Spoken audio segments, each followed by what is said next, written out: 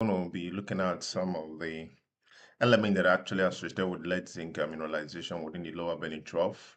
We're going to correlate them, plot the correlation, and see how each of them correlate. Especially, we'll be looking at the cadmium, the sulfur, the copper, the iron, the sulfur, the barium, the arsenic, the antimony, manganese, the nickel, and cobalt, because these are some of the elements that are mostly theoretically associated with some of the mineralization within the lower Beni Trough. But we've done some work out there, and maybe we can use some of we've done about 3 projects within that area. So we want to look at our data to see how the correlation looks like using these extensions, the OASIS MONTAJ and ARCGIS extension actually.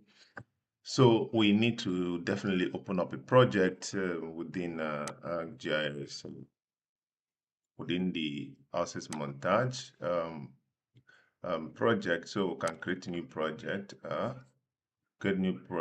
call it correlation plot 1. We have correlation there, so let's just have plot 1 here.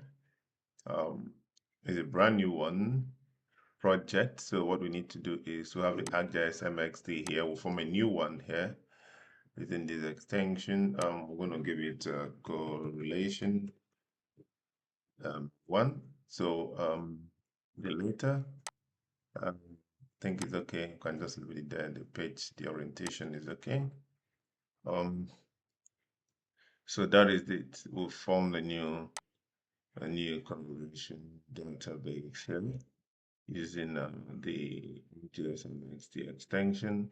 Another thing is that we need to bring geochemical analysis. We need to load that here using GX. We don't have that menu. We need to look for it here. Do we have something like that here? We'll have it geochemistry here. I think that's fine. We'll load it here. So when we loaded that, you can see we have geochem import, geochem map, and geochem analysis. We're going to use this and see what we can do. Let's just say project information here. We use Chalion, and project name here we use some lower Beni Trough. Let's use lower Beni Trough. Yeah. So project description, Lead-zinc, and select project and Gideon. Okay, so that's what we have here. If you have any comment, fine, you can, but I don't have that. Then, sorry, then we can actually put in your survey plan. We can say manually, okay, setting coordinate system, setting your coordinate system. Your coordinate system projections is use projected XY, and that is it. Then you go to here, we're working with 32 North, UTM, right? UTM 32 North, UTM 32 North. That is it here. Okay, UTM 32 North.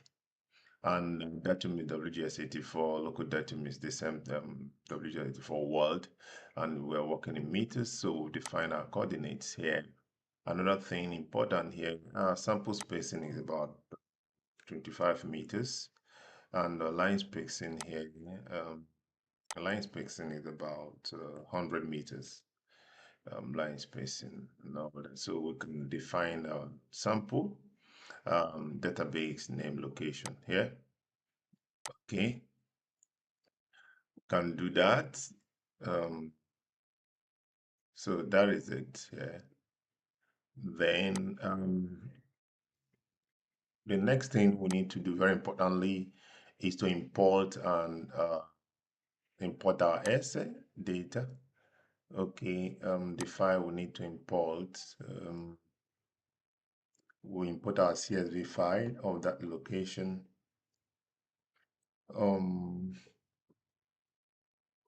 Okay.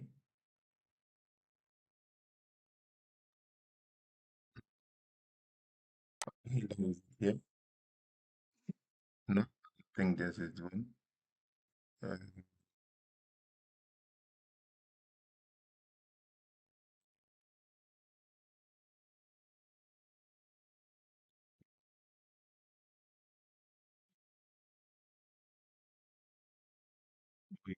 okay, that should be this one.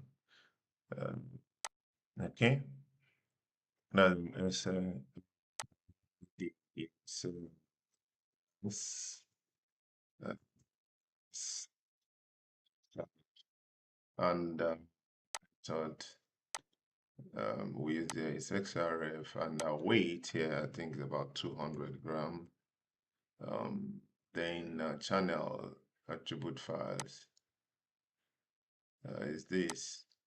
We'll pick it up and I will convert in negative no lab IDs. You can actually put in that. And then new database name. It's, sorry, XRF, then we okay that. Okay, now we have to import the wizard. This is the first step here. We say next. This is X, this is Y, this is sample ID, and these are all the sample data. So we can go next here, and well, we'll have to define our X, define our Y is correct, and other things are okay. We can say finish. So it's going to import that. Some columns are not found, but that's fine.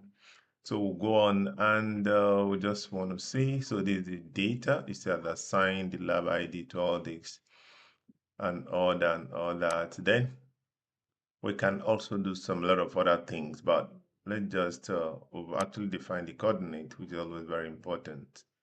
We've done that before. Projected coordinate system UTM 32, right? Okay, is okay. Um, then we can also look at our attributes. We can also look at our standard, but we don't have that here.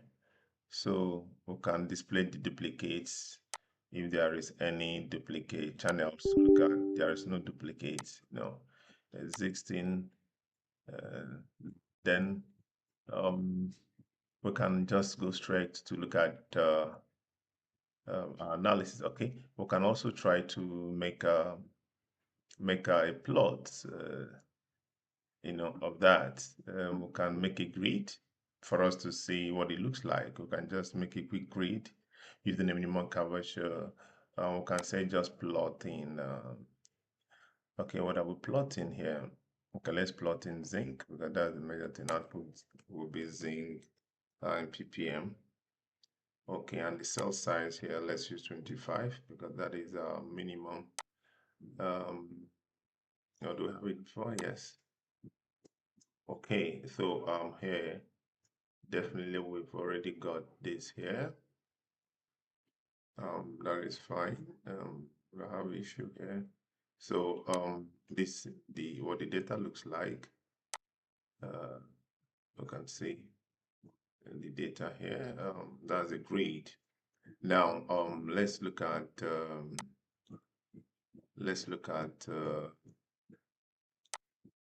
the correlations here. For example, data to analyze. Okay, we'll have to select. We're not going to analyze all that. Select SS from the list. Just we can pick some of the elements we're interested in. Algorithm option is default, and the title is correlations.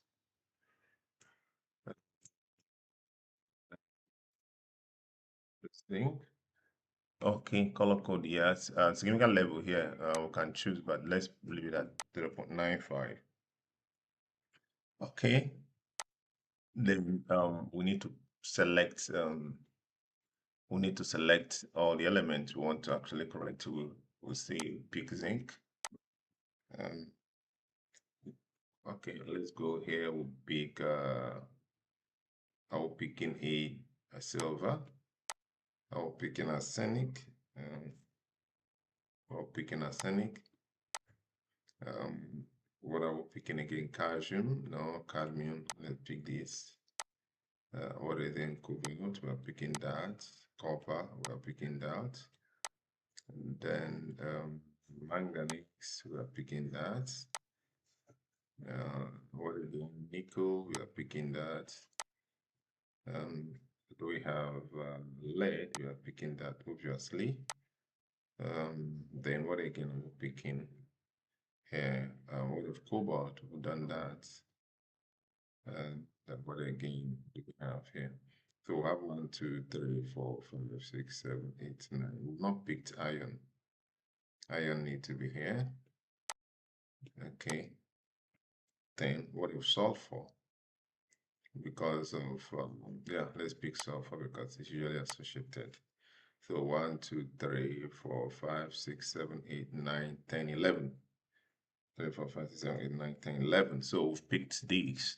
I don't know if there's any other one we think is actually associated with these here. Lymphedenium, what again? Phosphorus. Okay. We can also, because of some alteration, we know that usually potassium alteration can also convert. It's not usually very, very high. Uh, we can also just pick it up to see if there is any TI. Let's see also TI or TA is usually there every time, you know. Let's put it in. Okay, we have this now. We can okay it. So that's what we have. So give it time. So that's what we have here. Now, you see, we already have the correlation plots of this. Now, let's go straight to where we have some strong, see the color coding here. The significance here we're using is about 0.95, and the strong ones here, definitely you can see we have zinc. Zinc here definitely is, you see, is very strong here. Zinc correlates with copper and cobalt. So you can see, so the two elements are actually passed. Let's see, copper and cobalt. What again? Another iron here. Iron also the same thing. Iron, you know, shows strong here. Just with also cobalt. You know, let's look at lead. Lead also moderately correlates with copper, cobalt. Definitely correlates with zinc. You know, you know. So 0.46 at here, 0.42 moderately correlate with that. Then iron 2, iron correlates with copper and cobalt. Let's look at this. Which other element? Okay, nickel. See, nickel correlate moderately with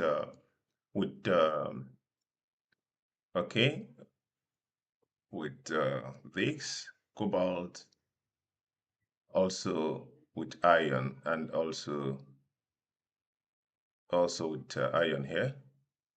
Okay, so what else? Okay, let's look at the titanium that is very strong here, correlate also with copper, cobalt, moderately with, so you see, zinc moderately actually correlates with also iron manganese and also with lead, 0.5 correlation. So moderately, and also arsenic here. Are you seeing it? And also correlate with arsenic and lead. Are you seeing it? So look at here with iron, uh, titanium, and also with okay, titanium here, and also with cobalt. So you can see there's a strong relationship with this element we've actually chosen here. So there's a very strong correlation of this with the zinc. So this actually tells you about pathfinders elements when it comes to lead and zinc exploration. So you can see the correlation here. So that is what we are saying here. So don't forget to actually subscribe for subsequent videos on this. There are a lot of other analysis one can actually do based on this, and it will help you to do a little analysis of the triple plot and all that. So that does it for this, and is the few. So don't forget to ask your questions or comment for any subsequent videos you are actually more interested in. We'll bring it to your way.